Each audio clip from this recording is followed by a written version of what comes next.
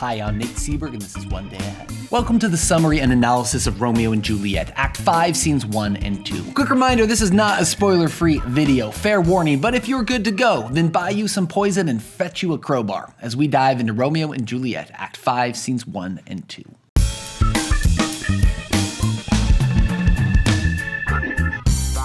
Act 5 opens on Romeo in Mantua, telling us about a dream that he had. That, by the way, is always boring. Don't tell people your dreams. If I may trust the flattering truth of sleep, my dreams presage some joyful news at hand. My bosom's lord is lightly on his throne, and all this day an unaccustomed spirit lifts me above the ground with cheerful thoughts. Enjoy it while it lasts. In walks his servant Balthazar. Shakespeare was fond of that name. He used it in 4 of his plays. News from Verona. How now, Balthazar? Dost thou not bring me letters from the friar? How doth my lady? Is my father well? How doth my Juliet? That I ask again, for nothing can be ill if she be well. The news, my guy, is bad. Balthazar saw Juliet being taken to Capulet's monument, meaning the Capulet tomb, and laid inside. She's dead. Romeo, true to form, freaks out and declares he will kill himself. It's just what he does. He dismisses Balthazar, but not before closing a plot hole for the reader when he asks if Friar Lawrence has sent Romeo any letters. The answer is no, and Balthazar leaves. Alone again, Romeo conveniently lets us in on his plans. Well, Juliet, I will lie with thee tonight. Let's see for means, oh mischief, thou art swift, to enter in the thoughts of desperate men. I do remember an apothecary, it's like a pharmacist, which late I noted in tattered weeds, those are clothes, with overwhelming brows, culling of simples, which is like selecting herbs. Meager were his looks, sharp misery had worn him to the bones. Romeo figures someone as poor as this will sell him a poison, even though that act is punishable by death. When Romeo finds the apothecary, he doesn't miss words. Come hither, man. I see that thou art poor. Rude. Hold, there's 40 ducats. Let me have a dram of poison, such soon speeding gear as will disperse itself through all the veins, that the life-weary taker may fall dead. May fall dead. Yeah, that's what poison is. When the man won't sell, Romeo reminds him, famine is in thy cheeks, need and oppression starveth in their eyes, contempt and beggary hangs upon thy back. Listen, you are really, really, really poor, like so poor. The apothecary is like, you know what? You're right. I'm in. The apothecary takes the money and Romeo takes the poison and heads for Juliet's grave. And that's scene 1. Act 5, scene 2 is Friar Lawrence learning that his message for Romeo never got delivered. And that is a big deal. It turns out he dispatched another friar, Friar John, with a note saying, hey buddy, if you happen to hear that Juliet's dead, let's chat. Friar John didn't want to make the trip alone, so he went and found yet another friar. That's 3 friars if you're keeping score at home. But when he got there, town health inspectors, suspecting that we both were in a house where the infectious pestilence did reign, sealed up the doors and would not let us forth, so that my speed to Mantua was there stayed. COVID lockdowns, am I right? When Friar Lawrence, alarmed, asks who took the letter to Romeo, Friar John is like, you mean this letter? That's a problem. Friar Lawrence, ever a man of action, calls for an iron crow, meaning crowbar, and sets off to dig Juliet out of a tomb. How did she end up buried alive in the first place? Who can remember? And that's Act 5, Scenes 1 and 2. So if we really want to understand Shakespeare, we gotta get a little deeper than just plot. Let's do a little analysis.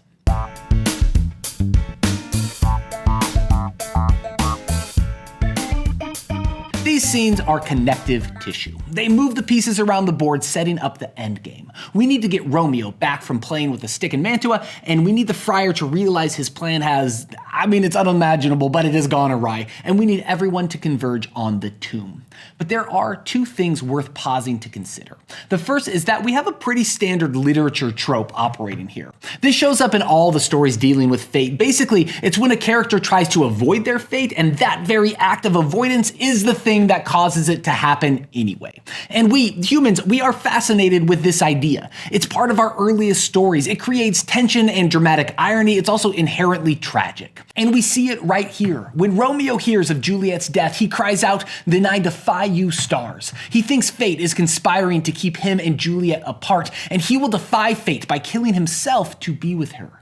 Tragically and tropically, which isn't a word, him heading to the tomb with poison in a vial and a knife in his pocket is the very thing that will bring fate's true design to pass. But here we should pause to talk about a very different kind of fate, a more subtle but no less nefarious providence than the one written in the stars and ordained by the gods. The rigid social classes operating in Italy creates for the characters a societal fate, a sort of limited destiny that forces something akin to predestination. Romeo and Juliet, thwarted by a family feud they neither created nor nurtured, is the obvious example, but even a minimal character like the apothecary demonstrates how his limited options as a result of his station come to constrict his choices. The first thing he says shows how he is trapped. When asked if he has poison, he says, "Yeah, such mortal drugs I have, but Mantua's law is death to any he that utters," meaning sells them. Romeo's comeback is not a moral argument or a plea. He says, "You're screwed. You are too poor to say no. Famine is in thy cheeks. Need and oppression starveth in thy eyes. Contempt and beggary hangs upon thy back. The world is not thy friend, nor the world's law. The world affords no law to make thee rich. Then be not poor, but break it and take this."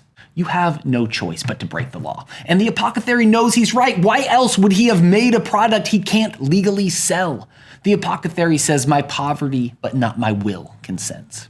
Belief in predestination, in God or gods taking a hand in guiding our lives, has been debated by audiences for centuries, millennia, really. We are fascinated by the terrible idea that our future is fixed and we are but spectators to forces as distant and uncaring as the stars. But in The Apothecary and others, Shakespeare is showing that this debate is moot. We don't need to look up and wonder if we're screwed. We create for each other the very forces that guide and constrict our futures, malign forces that originate so much closer to home. We don't need gods to screw us over. We are quite adept at doing that to each other. Finally, how much is 40 ducats? If this apothecary is going to both risk death and cause death, I'd like to know what he's getting paid. Well, answering that is surprisingly hard, and it has everything to do with when the play is set. It was written sometime in the late 1590s, but it has to be set at least 200 years earlier. We know that because in 1405, Verona was swept up into the larger Venetian Republic. Before 1405, it was an independent city-state, and it was run by its own prince, who was charged with keeping order and enforcing laws and doing prince stuff. So how do we figure out what a ducat was worth in the late 1300s?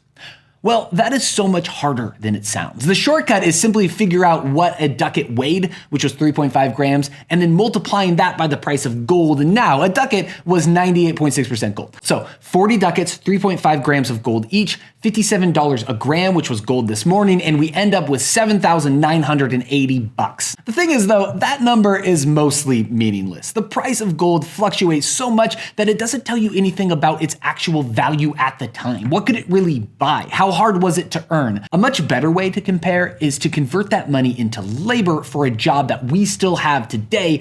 Then we got like apples kind of to that really old apples. Good Lord. So how do we figure out what people made for work in Verona in the 1400s? Well, the best wage records were kept by guilds and craftsmen because they were responsible for setting prices for their members. A good example of this was a ship's captain. We have records that show a full day's work as a top flight ship's captain. The upper end in the 1400s was worth 3 ducats a day.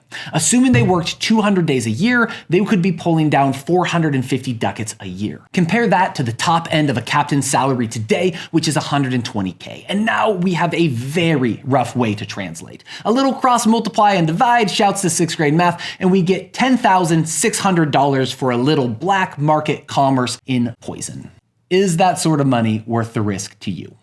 I know it sounds like a lot. I assure you, it ain't enough. Also, you're killing people, so morally, it's a little fraught too. And that's Act 5, Scenes 1 through 2. Thank you for watching. Next episode, we head to the final scene, Act 5, Scene 3. We'll see you next time on One Day Ahead.